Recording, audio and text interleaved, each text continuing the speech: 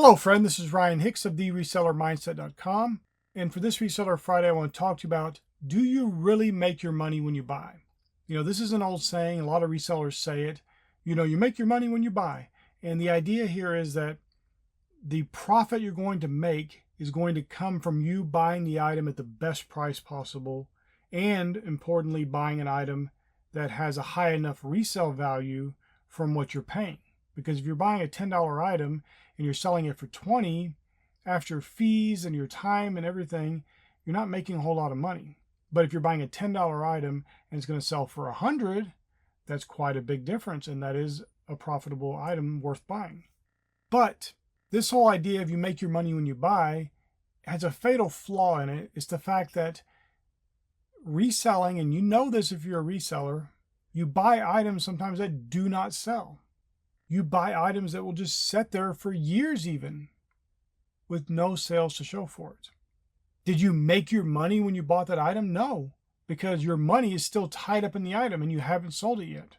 You have to first make sure you have the correct buyer. You know who wants to buy this item.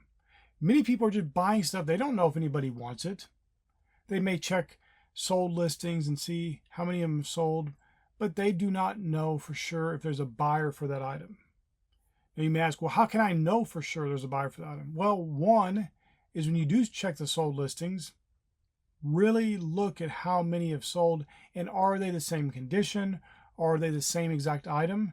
Because I see people, especially new resellers, they'll say, well, I looked this item up when I was in the store, and when I got home, I realized it's only worth $10, but in the store, it's showing me 30. No, it's not that there's some magical difference in the store and it was showing you different.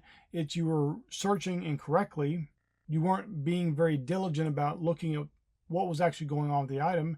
Maybe you saw the item and it was selling for $30, but it was brand new and what you're buying is pre-owned.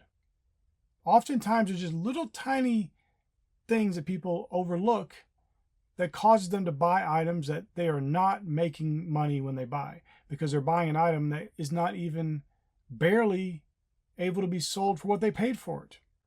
And one of the reasons why I don't like the saying of you make your money when you buy is because I think it puts too much emphasis on the buying, which a lot of resellers enjoy doing. It's enjoyable to go treasure hunt and find things. I get that. But that's not when you're making your money. You're making your money when you actually get the money from getting a sale. And exalting buying, while it's fun, and I understand that, and there's nothing wrong with it being fun, you don't have to make it miserable on yourself, but you have to be diligent about making sure there's a buyer for that item, and it's not just going to be another item that you put in your store and you store in your house or storage unit or warehouse or whatever, and it just sits there rotting away. Too many people's stores are filled with items and they're getting a sale a day, maybe. I know people that have 3,000 items in their store and they sell maybe an item a day. They often go days without any sales at all. Something's seriously wrong there. You're just storing a bunch of stuff. You get all this money tied up in this inventory and you're not making any money. So you didn't make your money when you bought those items because they're just sitting there and no one wants them. Now, to be clear, the biggest problem most sellers have with actually selling an item is their price. People talk about listings and pictures and all these things that are important. Of course, you want your listing to be as good as possible, your title to have all the right keywords and be formatted correctly, your pictures to be clear and easy to see, your description to be very plain, explaining exactly what they're getting. Those are all good points, but the purchase price is the real thing that is stopping many people from getting sales.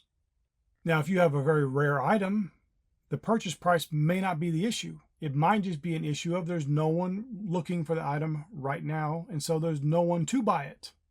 And when the right person comes along, it doesn't matter what the price is going to be. But for most resellers, the items they have that are just sitting there for years on end are sitting there because they're priced too high. And the simple way you can figure this out, go put some of your items that have been there for 6 months or a year on clearance. I don't mean a 5% clearance or 10% clearance. Do 20, 30, 40, even 50%. What are you going to lose? Oh, well, I could get more money for it. No, you can't. Nobody's buying it. Now, if it's a seasonal item, of course. don't go discounting that, because that item will be more in demand when the season for it starts to appear. But I'd rather get 50% of the original asking price I had for the item than just have it sit there and not sell. Then you may say, well, I don't have enough profit where I can do that. Then you're buying wrong in the first place, and you definitely are not making your money when you buy. Because reselling is one of those beautiful things where you have such high margins, you can easily mark 50% off and still make profit. And if you can't, you've been buying the wrong things. Now, that's not a criticism. It's just, we got to be realistic with ourselves. You're trying to make money. This is a business you're running. This is not a hobby. This is not just something you do for fun. You might enjoy it, or at least you enjoy the sourcing part, but you might enjoy your reselling business, and that's great. There's nothing wrong with enjoying your business. That doesn't make it a hobby because you enjoy it. But you need to treat it like a real business. And I've made videos in the past about this, about treating your reselling business like a real business, because most people don't. And most people stay in a place where they're not really running a reselling business, they're running a reselling job. They basically just created a job for themselves. Now, if you enjoy that and you're happy with that, that's perfectly fine. I'm not going to criticize that. But if you want to make the most profit, you need to treat it like a business. And as a business, you might start ramping up and getting more and more sales, and you might need to take on an employee. Because in the end, when you get out of the business where you're not having to do all the listing and the sourcing and the taking pictures and cleaning items and doing whatever you got to do in your reselling business, when you have employees to do that, you now have a true official business. Because for most resellers, they just have a job that they've created for themselves. And like I said, it's perfectly fine if you enjoy that. You just want to make a little bit of money and you're not trying to build a big business. You're not trying to make a whole lot of profit. That's perfectly fine. I'm not going to criticize that, and that's not my heart here. My heart here is that you make the most profit possible. And you need to be very clear about who wants to buy your item and is there a demand for it. You need to make sure when you're sourcing and you're looking up items that you're looking up the right item. You make sure you're looking up the right condition. You need to make sure that there's not some variable that makes that item that you see in the sold listings sell for a lot more than the item you're actually buying and what it's going to actually sell for. I've seen people do that with cameras, and they'll say, well, I don't understand. When I bought it at the garage sale, I looked it up and it was worth $100, but when I get home to list it, it's only worth about $40. And I went and looked up that particular model camera, saw the sold listing for $100, and you can immediately tell this is the fundamental flaw where they didn't make their money when they bought, because you can immediately tell from looking at the picture, this is not the same thing. Now the camera model is the same, but it had 5 extra batteries, it had the software, it had the original box. That's not the same as you having one used camera with no battery and no SD card. And these things are fairly obvious, but people overlook stuff all the time. They make little tiny flaws, and it may seem like it doesn't matter. Oh, it's only $5 for a camera.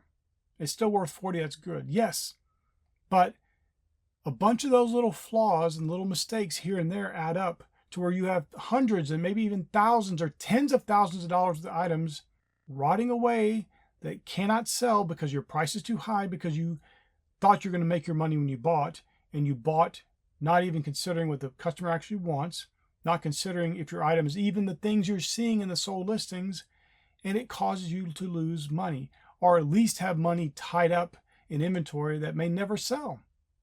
So I want to encourage you today, focus on making the most profit possible. Focus on buying items and being more stringent in your requirements for an item. Just because you can make money from it doesn't mean you need to buy it. Are you going to make the most money possible? Especially if you have limited funds for sourcing, you need to be very strict with what you're going to buy and the profit potential it has. If you're going to buy a $10 item, how much does it need to sell for you to be able to confidently buy it and know you're going to make some money for that? Does it need to sell for 50? Does it need to sell for 100? That's something you got to decide for yourself. But you need to be really diligent about your sourcing, not just buying stuff because you think it could be good. You got a hunch that it could be good. You need to be really diligent about this, because so many resellers just have this, you make your money when you buy mentality, and they're not doing the steps that would actually make them money when the item finally sells. My friend, I pray this is a blessing for you. May God bless you richly.